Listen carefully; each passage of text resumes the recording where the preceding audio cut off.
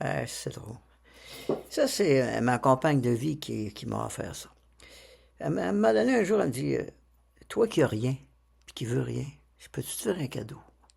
Ah, ça m'embête un peu. En autant que tu me le prêtes, mais faut pas que tu me le donnes, par exemple. Ça va nuire à ma philosophie. Fait qu'elle dit, ça serait beau que tu aies une montre. Ah. Puis elle dit, ton style, toi, ça serait une montre. Puis elle m'a acheté ça. Ça, il y a maintenant, je crois, au moins quelques mois, certains. Sauf que ça restait dans le bureau parce que j'ai pas de montre, pas de téléphone. Ben, je me suis dit, ah, tiens, un matin, j'aurais quelque chose à dire, puis quel objet le signifierait?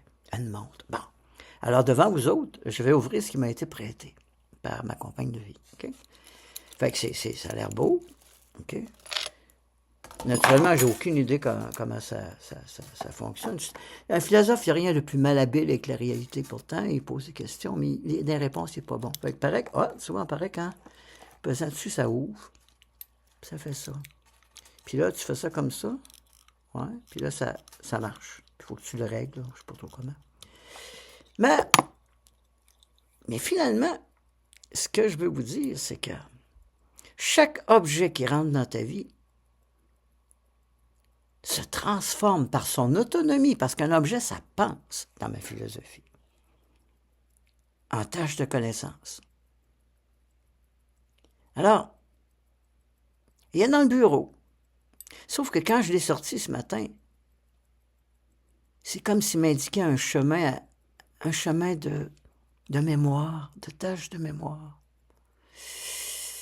Fait que tout de suite, j'ai dit, je vais y aller. Je vais y aller avec ce qu'il me suggère. Parce qu'il m'a été prêté, il y a une grande valeur pour moi. Mais s'il m'avait été donné, ça aurait nuit à ma philosophie. Avec le temps, c'est le temps qui passe, me ramène à un événement. Alors, je l'ai mis sur une feuille. C'est un courriel qui m'a été écrit le 17 février 2007 à 21h13 par une jeune écrivaine qui s'appelle Andréane Fréchette. C'est en 2007. Ça veut dire qu'on est, je pense, en 2024. Ça doit être ça. Ouais. 24 moins 7.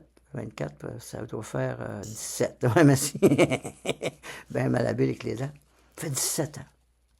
Alors, pour vous donner le contexte, je suis vagabond. Et je me ramasse à la baie James, à Radisson. Et je suis en arrière d'un motel. Je couche dehors, en arrière d'un motel. C'est l'automne, il fait froid. Mais finalement, dans le bar à côté, il y a un ordinateur qui fait que sur le site de Claude Demers, sur son site, les gens peuvent m'écrire et je reçois ce courriel. Alors, je vous le lis, puis ça va vous dire l'histoire que la montre me suggère. Okay. Bonjour Pierre. C'est le 17 février 2007. Je voulais vous donner des nouvelles parce que j'en ai que des bonnes. Alors, souvent on partage nos peines et on oublie les bons coups. Alors, je vais procéder au récit de mes bonheurs sous forme de numération. D'abord, je suis entré en force dans l'univers universitaire en obtenant des résultats plus que satisfaisants. 3 fois A+, 3 A+, 2 A-, ce qui me donne une moyenne de 89. Ce n'est que statistique, mais je n'en ai jamais eu d'aussi bonne. Alors, ces chiffres sont en quelque sorte le reflet d'une discipline et d'un travail assidu. Entre autres, je me suis offert un contrat d'engagement pour les corrections des examens du professeur Bougaïev, grammairien, que j'ai accepté. Ça représente 70 heures de travail supplémentaires par session.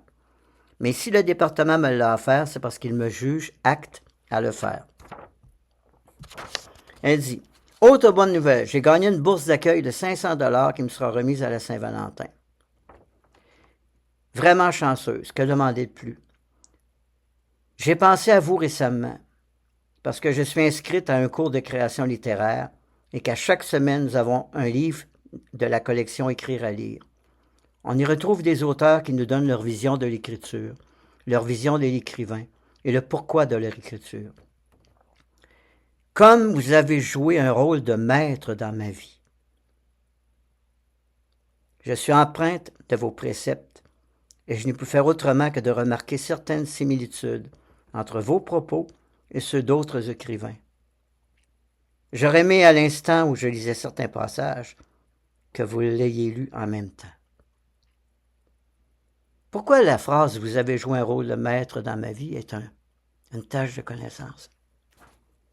Hein? C'est le mot maître, hein? Mais le mot maître est une tâche de connaissance qui n'a pas le même sens pour personne. Pour moi, c'était fondamental. Bon, pourquoi? Alors, j'arrive toujours avec ma montre là, qui m'a indiqué de quoi vous parler ce matin. Ah, cette montre-là, c'est le temps qui passe. Ça m'était prêté. Le temps nous est prêté. Alors, voyez-vous, en 1966, avec un groupe qui s'appelle les Contretemps, nous représentons le Canada à l'exposition d'Osaka au Japon. On joue dans le pavillon du Canada, à ce moment-là, a gagné le plus beau pavillon d'exposition, premier prix. Et on joue sur la scène du pavillon devant entre 2 et 4 000 Japonais, 3 spectacles par jour. Alors, j'ai même ma chanson japonaise. Sakura, Sakura no Yamamoto Solawa, Miwatasu Kagiri, etc. Mais à un moment donné, quand nous on a fini le spectacle, on va s'asseoir et il y a des patineurs artistiques sur une espèce de vitre qui patine et il y a un clown qui m'émerveille. Parce qu'il ne se comporte pas comme les autres. Il est inaccessible au public, le public est inaccessible à lui-même et il flotte dans une grande béatitude. Et tous les jours, je le regarde. Même que le dernier soir avant de quitter le Japon, je me retrouve à Jam Session sur le site de l'expo et je le vois danser à la lune tout seul dans un coin. Et je m'en vais le voir et je lui dis « Pourquoi tu es un artiste puis moi j'en suis pas un? » Il vient de Toronto, il était couturier, lui. Alors, il me dit, je vais te dévoiler quelque chose qui est donné à travers le monde, par initiation, dans différentes cultures. Prends-le comme un conte, comme une légende. Mais voici. Tu es un artiste quand tu traverses 4 étapes dans ta vie d'artiste. La première, c'est le cabotinage. La deuxième, c'est le don de soi. La troisième, c'est la communion. Et la quatrième, c'est la catharsis. Et à chaque fois, tu sauras que tu as traversé une étape quand on t'appellera maître. Ouais, mais je dis, qu'est-ce qui va arriver à la fin? Ça, je te dis pas. C'est le secret. Ah! Et même moi, écoutez bien, j'arrive du Japon, moi. Là, et par un hasard fou, je me retrouve dans le Vieux-Montréal, au Café Saint-Vincent, et je sais que je suis un cabotin. Et puis comme il dit, chacune des étapes, quand tu vas les traverser, on va t'appeler maître, tu ne pourras pas enlever les étapes. Ils vont rester dans toi toute ta vie. Sauf que le fait que tu grandisses va te permettre de te les rendre acceptables et d'avoir de la compassion pour les autres qui traversent le même chemin. Alors, je m'en vais au Café Saint-Vincent, on est rendu en 1972, je crois. Et là, j'attends de passer à la deuxième étape que quelqu'un m'appelle maître. Je travaille fort sur la scène. Puis enfin, je me rends compte que je suis sur la scène que pour traverser mes étapes. Je veux savoir si le clown a raison. Et là, ça dure à peu près au moins 10 ans. Au moins 10 ans dans le cabotinage. Et je suis vraiment triste. J'y arrive pas. J'essaie de tout éviter pour pas avoir, j'essaie de prendre ma feuille, chanter à ma feuille, pas regarder le public, de me concentrer. À un moment donné, je me retrouve en Afrique, représenter le Canada, en Côte d'Ivoire, comme chanteur. Et là, je passe à la télévision africaine. Et en passant à la télévision, là, je chante une chanson. C'est mon père, papa lato, maman lato, poupée lato, mon oncle lato, ma tante lato, baptiste lato. Et là, ma façon de m'exprimer fait que, pour la seule fois de ma vie, je suis devenu une vedette instantanée, mettons. Fait que quand j'arrive à mon hôtel, il y a un jeune Africain qui vient me voir, puis il dit, je vous ai vu à la télévision, maître. Oh! Je dis à moi-même, j'ai traversé mon étape du cabotinage. Je dis, pourquoi que vous m'appelez maître, monsieur? Ben, il dit, parce que ça paraît que vous donnez aux autres. Ah ben, le maître avait raison. Le clown avait raison. Le don de soi est la deuxième étape. Ah ben, ça va être génial. Je peux espérer monter mes étapes. Fait qu'à un moment donné, l'année d'après, ça a tellement bien marché pour moi en Côte d'Ivoire que le gouvernement canadien me réenvoie représenter le Canada une autre année de suite pendant la semaine du Canada à l'ACDI. Et là, le dernier soir, c'était le triomphe. Pour une rare fois de ma vie, j'ai vraiment un triomphe. On m'a transporté sur ses épaules pour le gouvernement canadien. Et à ce moment-là, il y a une limousine qui vient me chercher, qui m'amène chez une chanteuse. Puis elle dit, où en êtes-vous rendu dans vos étapes, maître? Ah!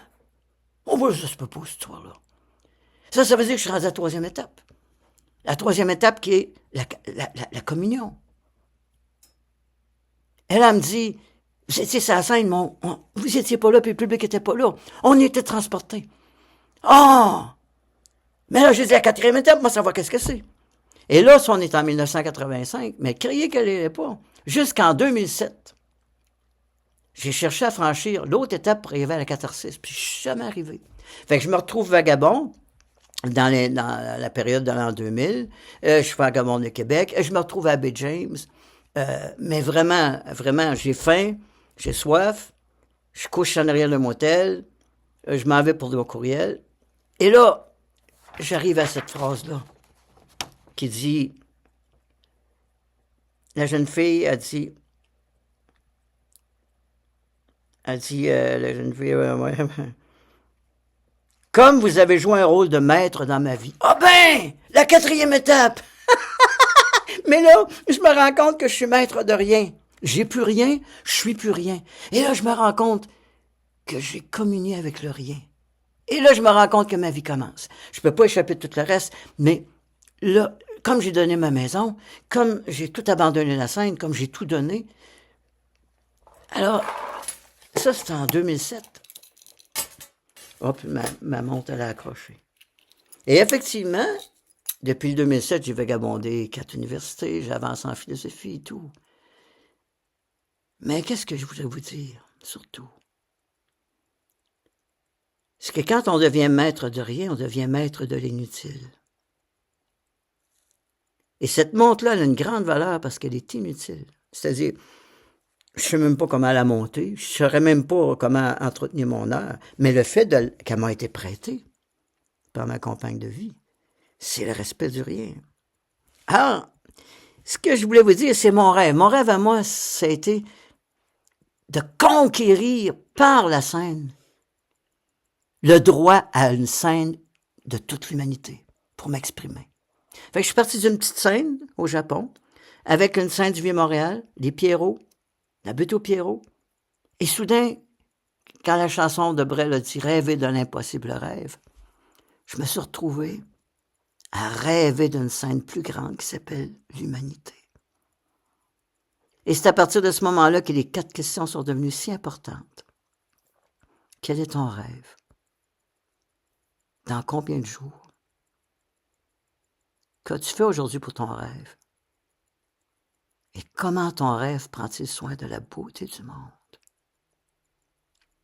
Et je dirais qu'un philosophe, c'est quelqu'un qui, par vocation, reçoit le temps comme un prêt. Et au lieu de monter... Ah, ça marche-tu? Même pas capable de... Oui. Ce qui l'intéresse, c'est la mécanique du temps. Quelle est la valeur du temps? Et pourquoi le temps chez un être humain sans le rêve perd toute sa signification? Le temps sans le rêve est un temps que nous est donné. Le temps avec le rêve est un temps que nous est prêté. Pourquoi? Parce que le temps du rêve est un temps rêvé et que le temps rêvé, c'est un personnage cosmologique, autonome et ce que je dirais, fictionnel. Donc, ma grande joie, c'est d'avoir dans le tiroir un temps qui m'a été prêté.